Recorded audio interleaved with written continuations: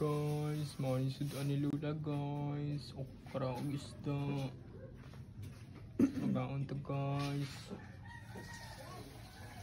Mauni paborito ni Lula guys. Ano yung sekreto, anong mataas siyang kinabuhi. Anong nakaabot siya ng binta nga edad. Mauni sundan nyo guys.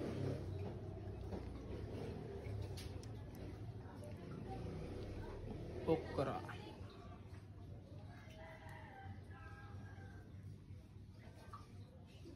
Hindi pala siya kumakain ng liso guys, kaya siniset aside niya ang liso.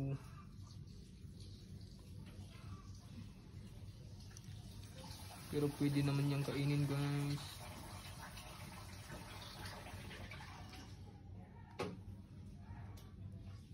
Better than fast food and processed food to guys.